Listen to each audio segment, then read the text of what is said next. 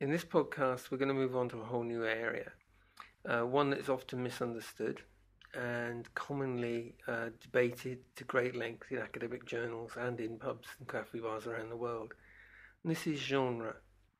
Alan Parker, the famous film director, once remarked that this was the most misunderstood French word in the English language, and he was probably right. We can, in fact, spend a lot of time on genre if we want to try and sort of trawl through the history of the word, the way it's been used in academic studies over the years, the way that marketing people use it to actually sell you a film or a TV series. Or we can actually look at the way in which I've come to realize it's most useful for writers. So let's me be upfront about what I'm going to talk about when I come to genre. I'm not going to be talking about terms like romantic comedy and sci-fi and western and things as are used by all the marketing people in terms of actually to attract you to a particular narrative. This is a form of genre, absolutely, in the sense that they're recognizable words and they're very good for marketing. However, they don't really help the writer. For when you're actually setting out to construct a new piece of work from a blank page or screen, the idea of genre in marketing terms is not going to really help you much. But I believe there is a way in which genre can be looked at, which is incredibly helpful to writer and therefore to development people, directors, and anyone who actually wants to understand how to make a great screen narrative. To grasp the essence of this genre, though, we have to completely redefine what we mean by the term. In this context, I'm looking at genre as a set of patterns that are repeated across numerous narratives in all cultures. So we're not talking about something that's either culturally specific, bounded by time, or in some way sort of locked off forever into a neat little box. I think that actually this was one of the major problems that has occurred in the past when people have come to look at genre. They've tried to actually try and find a definition that would actually put a particular set of narratives in a box.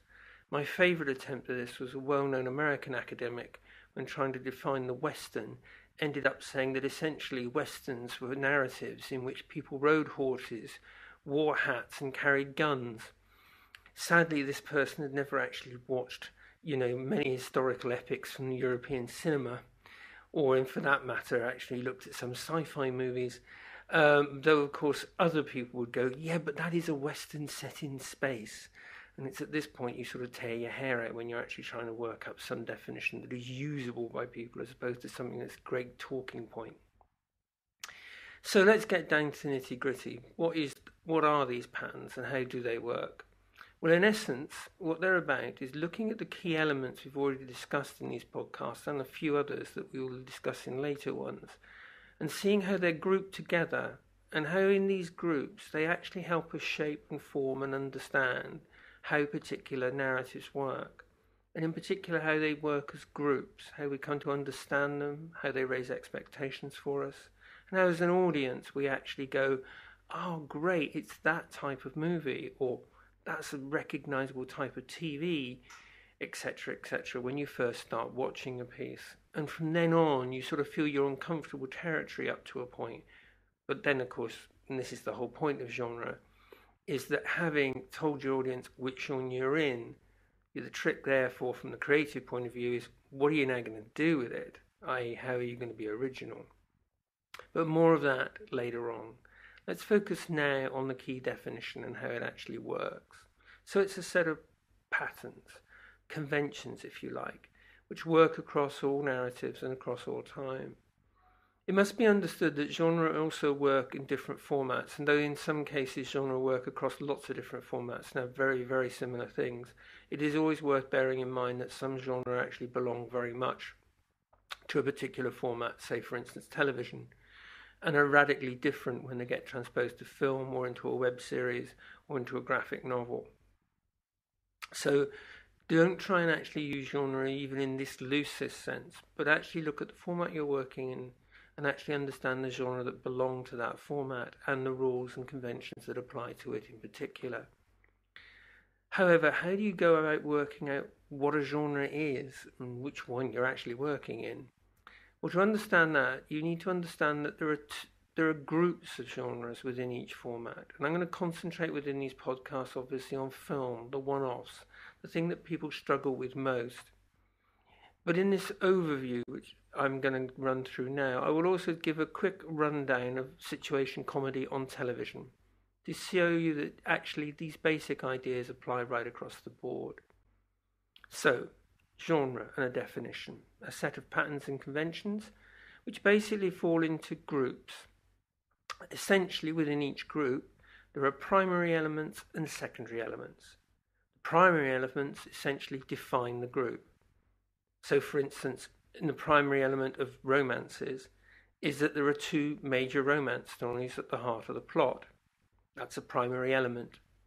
However, when we come down to actually looking at the subgroup of that genre, so for instance, say a romantic comedy, when we come to look at those two romance stories, the essence of the plot is that the two lovers do not end up together until the very end of the film, which is a radically different plot from that of the dramatic romance, where the two lovers are fairly committed to each other by the end of Act 1 and utterly committed to each other by the end of Act 2. And the whole idea is to see how you can split them up by the end of Act 3. While in a tragic romance, the reverse is true. The romantic couple actually come together by the end of Act 1 in some way, shape or form, have a relationship, and only at the beginning of Act 3 is the betrayal obvious, and the audience is let in on the trick that one of these great lovers was actually not in love at all, and the first lover, the one who genuinely was in love, has been betrayed. Now, as you can see, all three of these ideals actually has key elements to romance stories, but they're used radically different in each genre group. So, they all belong to romance. You get subgenre groups of dramatic romantic comedies and tragic romances, and lo and behold, you have a breakdown of a basic genre. Now, in this context, one can see that a primary element, which is the two romantic stories, was then used differently in each of the three subgenres. And this is the sort of relationship we're looking for between our key elements.